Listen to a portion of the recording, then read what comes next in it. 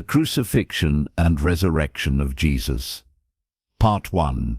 The Final Supper. Good evening, dear listener. As the day fades behind you and the night wraps gently around your thoughts, breathe deep. Let your mind rest. Let your heart settle. Tonight we follow a quiet and sacred path. A story of sorrow and hope, of loss and life. The story of Jesus, his final hours and the morning that changed the world. But it doesn't begin with pain. It begins around a table. In a quiet upper room, Jesus sits with his closest friends. The table is low. The lamps flicker gently. The night outside is calm. Bread rests in the center. Wine glows in simple cups. And the mood is tender. Jesus knows what's coming, but he doesn't rush. He lifts the bread, gives thanks, breaks it. This is my body given for you. He pours the wine.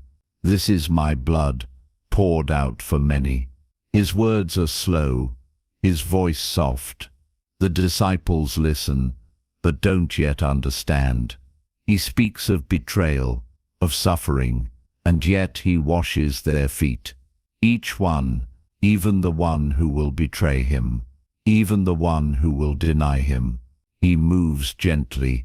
He loves deeply. In the face of the cross, he gives peace. Let that settle in you. Before the pain, there was kindness. Before the cross, there was bread and water and love.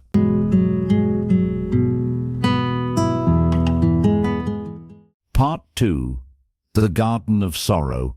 After the meal, the room grows still. Jesus rises, his friends follow.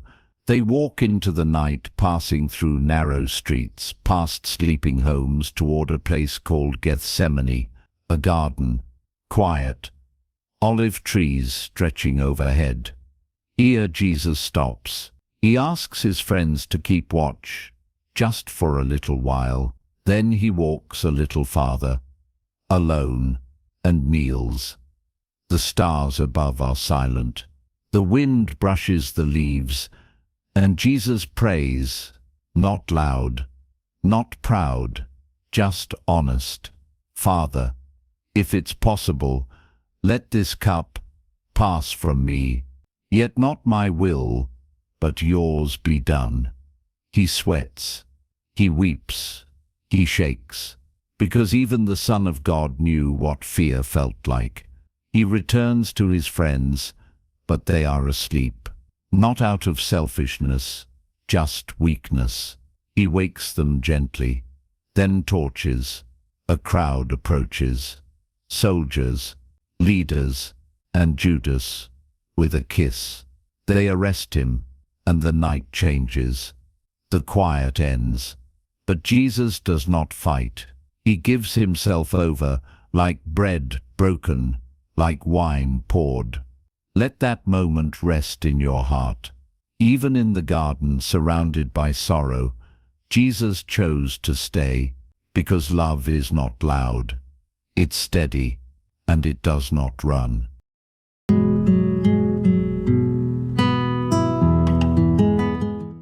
Part 3. On Trial in the Dark. The night deepens. Jesus is taken from the garden, hands bound, surrounded by soldiers. His friends scatter, afraid, unsure. Peter follows at a distance, keeping to the shadows. Jesus is led to the high priest's house. There, under torchlight, he stands before rulers and elders. They question him, push him, search for something to use against him. But Jesus mostly stays silent. No shouting, no defense, no fear, just calm, just truth. And still, they call him guilty. They blindfold him, strike him, mock him. If you're a prophet, tell us who hit you. But he does not answer. Outside by a fire, Peter watches. A servant girl sees him. Aren't you one of his followers? Peter shakes his head. No, I don't know him. 3 times he's asked. 3 times he denies. Then a rooster crows, and Jesus turns, looks at Peter, not with anger, not with shame, just love, quiet, knowing love. Peter weeps, because sometimes even the strongest hearts falter, and still Jesus stays. Let that settle in you. He knew we'd fail, and he came anyway, loved anyway, stood anyway.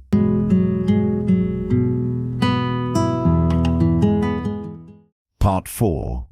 Before Pilate. Morning comes slowly. The sun rises behind quiet hills. Jesus is led through the city, still bound, still calm. This time to Pilate, the Roman governor. The crowd follows. Leaders push forward. They demand judgment. Pilate questions him. Are you the king of the Jews? Jesus answers, you say that I am. But he doesn't argue, doesn't beg. Pilate listens, watches. He sees no guilt. He offers the crowd a choice, a custom for the Passover. Release one prisoner, Jesus, or a man named Barabbas, a known rebel. The crowd shouts, Barabbas. And when Pilate asks, what should I do with Jesus? They cry, crucify him. Pilate tries again. He washes his hands, symbolic, empty, and he hands Jesus over to be beaten, mocked, and crucified. The soldiers take him, strip his clothes, place a robe on his back, a crown not of gold but of thorns, pressed into his head. They laugh, spit, strike him, hail King of the Jews. And through it all, he says nothing, because love doesn't need to prove itself. It simply endures. Let that truth rest with you. He didn't defend himself, because he was defending you.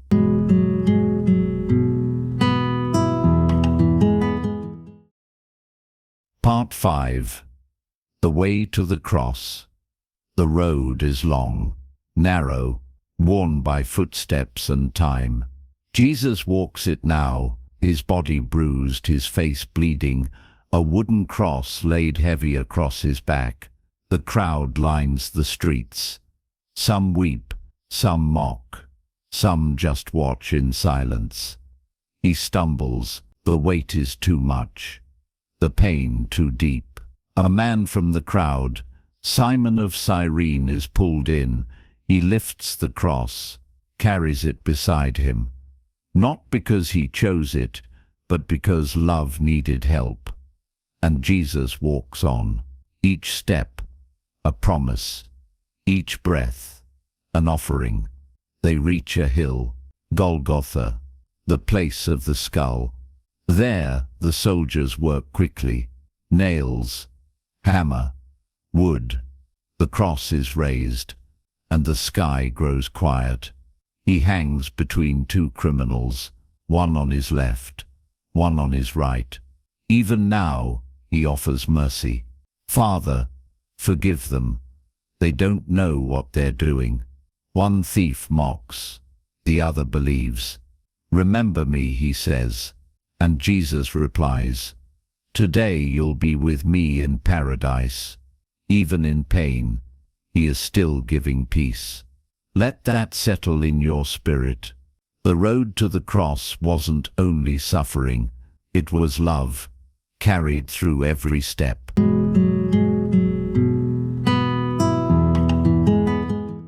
Part 6. Darkness at noon. The sky, once clear, begins to darken. No clouds, no storm, just sudden shadow. Noon feels like night. The world holds its breath. Jesus hangs on the cross, silent now, his body weak, his breath shallow. Below, the crowd watches. Some whisper, some cry, some still mock. Mary stands nearby, his mother. She says nothing, but her eyes say everything.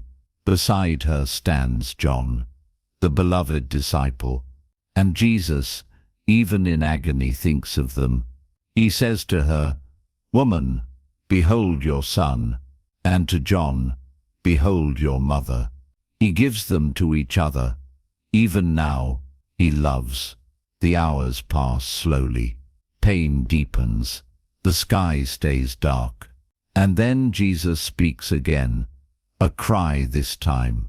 My God, why have you forsaken me?" Not doubt, not despair, but the fullness of what it means to carry the weight of the world, to feel what we feel, to be where we've been, alone. Let that settle in your heart. Even the Son of God knew the silence of sorrow, and he stayed in it for you.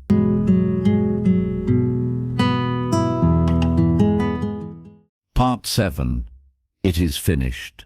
The sky stays dim, the air grows still, and Jesus, after all the pain, after all the waiting, speaks again, a whisper at first, then clear. "I thirst." A sponge is lifted to his lips, vinegar and bitterness. Then, one last breath, one final word. It is finished. Not in defeat, but in completion. The work is done. The price is paid. The story is shifting. And with that, he bows his head and gives up his spirit. In that moment, the earth shakes. The temple veil, the thick curtain separating the people from the presence of God, is torn in two, from top to bottom. A soldier standing nearby whispers, "Truly, this was the Son of God." Everything stops. Jesus has died, but his death isn't the end. It's a doorway, a turning, a quiet pause before a louder hope. Let that truth stay close tonight. He didn't just die. He finished something. He opened something for you.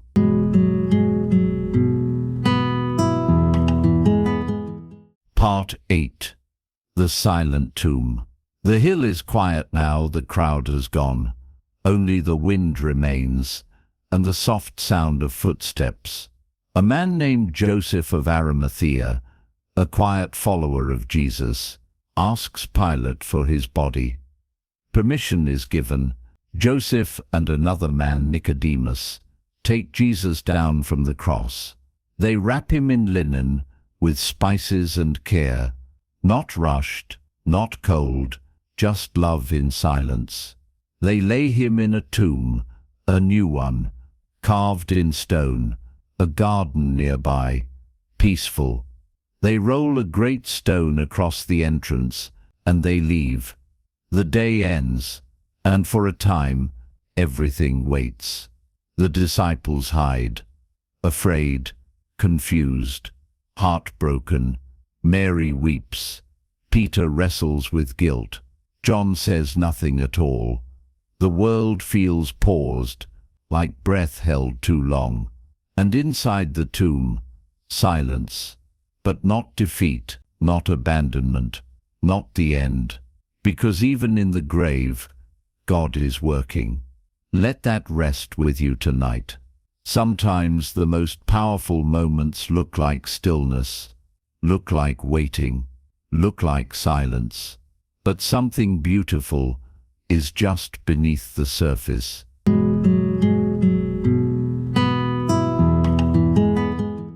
Part 9. The morning that changed everything. The third day begins softly. The sky warms slowly. The birds begin to sing. The world wakes, unaware. But something has already happened. Before the sun rose, before the garden stirred, the stone rolled away.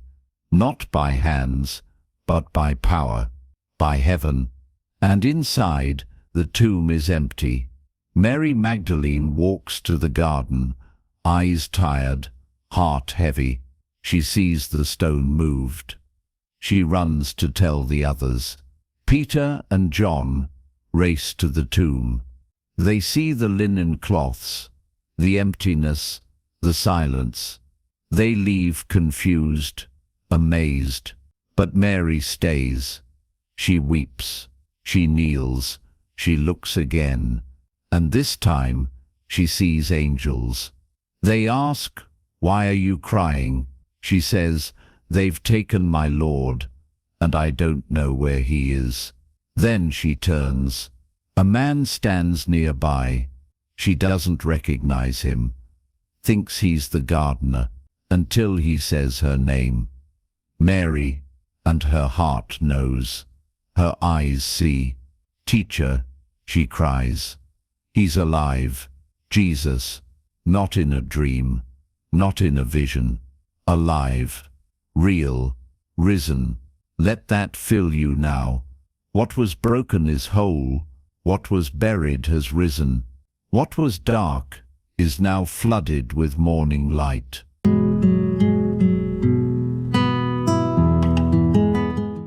Part 10. Peace be with you. Evening comes. The sun fades behind rooftops. The streets of Jerusalem grow still again. But something is different now. Hope moves quietly through doorways and hearts.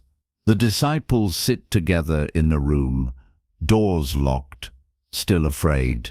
Then, without sound, without warning, Jesus is there, standing among them. No anger, no shame, only peace. He lifts his hands. They still carry the marks. He says, "Peace be with you," and they know. He's not a ghost. He's not a memory. He is alive. He breathes on them. Receive the Spirit.